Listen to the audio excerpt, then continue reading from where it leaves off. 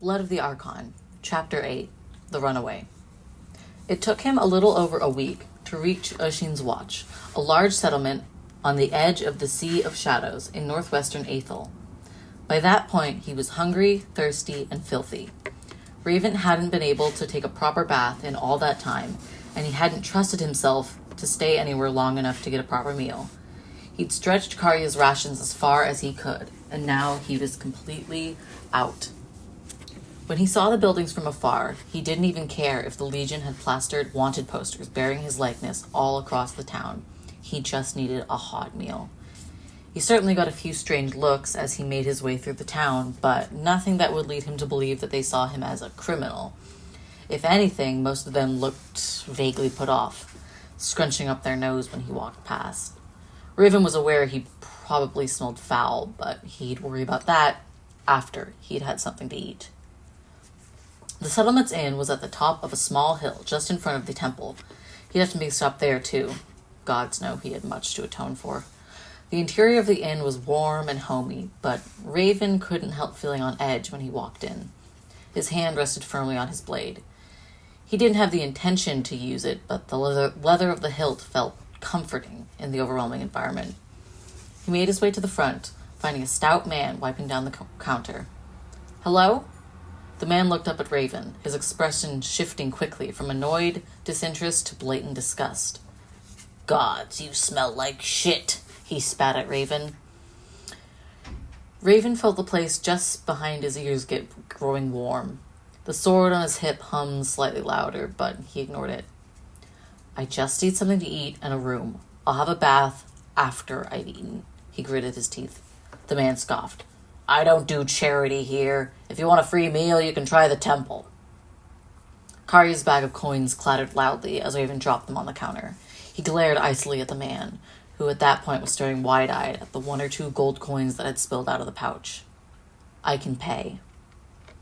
Raven's room was small, and there was barely enough room for the small, rigid bed and wash basin.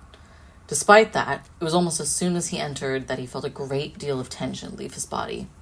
He splashed a bit of water on his face, doing his best to wash the dirt and dried blood out of his hair.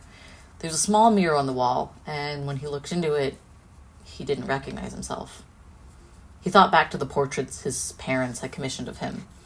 He's always donned in 2 tight waistcoats that made his arms and chest look bigger than they were, and heavy decorative medals commemorating fictional achievements that pierced the fabric and riddled his skin with tiny pinpricks. But gods, because those artists make him look regal, like a man who actually deserved his station. They always added a bit more blush to his cheeks, making him look livelier. They added a curl to his flat, straight hair that he could never himself achieve and made the color a warmer blonde, almost gold. They added an intensity to his eyes that reminded him of his father. It never looked quite right, but it made his mother happy. He always looked more confident in those portraits than he felt. Now, though, he looked exactly how he felt. His eyes were dry and bloodshot, and his hair had grown longer, so now it hung almost to his shoulders. Despite his best efforts, it was tangled and matted, clinging to his scalp like fleas on a dog. He splashed more water on his face, but while he was able to wipe the dirt away with his hands, the tiny specks of blood scattered across his face like freckles were far more stubborn. He scrubbed his face until it was raw, then scrubbed more. But the small red dots near his eyes never seemed to fade. Raven growled irritably and tossed the wash rag to the ground. It landed with a wet splat, and he couldn't stop the image of Karya's decapitated head from entering his mind. He punched the mirror, and it splintered, tiny shards digging into his fist.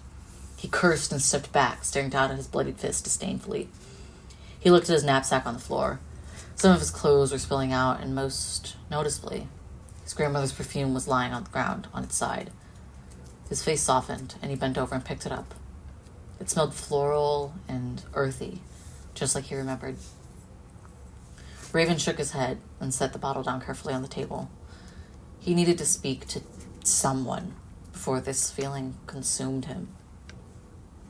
The wooden box was small and cramped, and the air felt heavy in his lungs. Maybe that was intentional. Were people more likely to confess their sins in claustrophobic situations?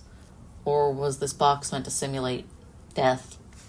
Or maybe I'm overthinking it and it's just an uncomfortable box because the temple can't afford anything better, Raven thought.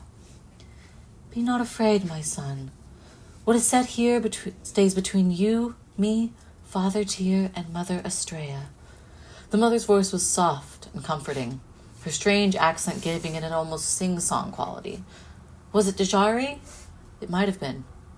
Thank you, Mother. I just feel so angry so often. I don't understand where this comes from, the mother hummed. Anger is a curse many of us struggle with. What has this anger wrought, my child? Raven bit his lip. I hurt people. I didn't want to at the time. I was scared and he trailed off, and I hurt them. She was quiet for a moment. Did you enjoy hurting them? Raven didn't know how to answer that. At the time? Yes. Gods, it had felt good, but after? It was harder to say. It made him feel good to kill that soldier. It made him feel good to kill Karya. But did he enjoy it? I don't know, Mother. Are you worried you'll hurt people again? Yes, he responded quickly. Maybe too quickly. But it was true.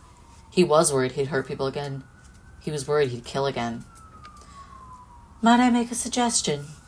Raven nodded, hoping the small would articulate his agreement. I suggest you take some time to be away from those you could hurt. Live in solitude until you understand your anger and how to control it. Thank you, Mother. You've given me much to consider. The mother hummed appreciatively, and Raven stood up from the uncomfortable wooden chair. He pushed open the door of the booth and the rest of the temple and let out a sigh. Now he had a purpose of some kind, a direction. He wasn't sure where he'd find the solitude of the mother spoke, but he knew it wasn't in Ushin's watch. He'd have to leave. And with the sounds of whispers of Lady Suncrest coming to meet with some of the remaining Covenant officials who congregated in the town, it would have to be soon. Raven walked up to the small shelf holding candles for the fallen. He lit 4. One for Karya, one for the soldier, one for Andrea, and a final one for Janice. His memories of that night were still fuzzy, but the look of Janice's blank face hadn't left him. He wasn't dead, at least not the last Raven saw him, but he wasn't himself either. Something had happened to Janice, twisted him into a mindless husk following the winds of whoever had orchestrated the attack on the temple. Raven didn't know what had happened to Janice, but part of him knew if they met again, he'd have to kill him. The candle he was lighting for Janice was preemptive, but he was certain it was necessary. The last of Raven's coin was spent on acquiring proper clothes and rations. A leather tunic with a proper strap for his bow, a sturdy belt with a sheath for his blade, a few pouches for healing elixirs should he come across any on his journey, and a sturdier knapsack than his linen one, which was already starting to tear at the seams. He hoped the rations would last him until he reached wherever he was going, but he wasn't counting on it, so he made sure to practice with his bow before he left. When he did leave, it was just in the nick of time. He was making his way down the road from Ushin's watch when suddenly there was a loud crack. He spun around and saw an iridescent portal hanging in the air. His eyes widened, and nightmares started pouring from the portal. Shit, he thought. Shit, he cursed aloud. Just then, he heard footsteps approaching from behind, and he quickly dashed off the road to hide from whoever it was.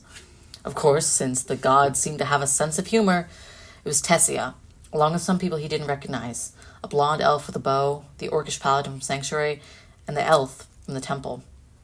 Tessia herself looked good, as much as Raven didn't want to admit it. Her dark hair was pulled into a tight ponytail behind her head, and her face was painted with a determination he didn't often see on one so elegantly composed. There was also mud on her face, but somehow she made it work. Shit, T, the elf said. She had a rough accent and skidded to a stop as she stared at the portal. Once again, Raven felt that familiar itch. The itch for battle. The itch for bloodshed. His vision seemed to close in on the nightmare closest to him. A weaker one, if he remembered correctly from fighting in the valley with... He stopped that train of thought before it got too far. Before he did something reckless. The elven sorcerer waved his staff in the air and shattered the shade. Clearly, Tessia's team had it covered. He took his hand off his blade. When had he grabbed it? He couldn't remember. Raven stepped away. praying to the gods and all of Karya's spirits that Tessia was too distracted with the nightmare to notice him sneaking away. Once more, the dice rolled in his favor, and he disappeared into the greenwood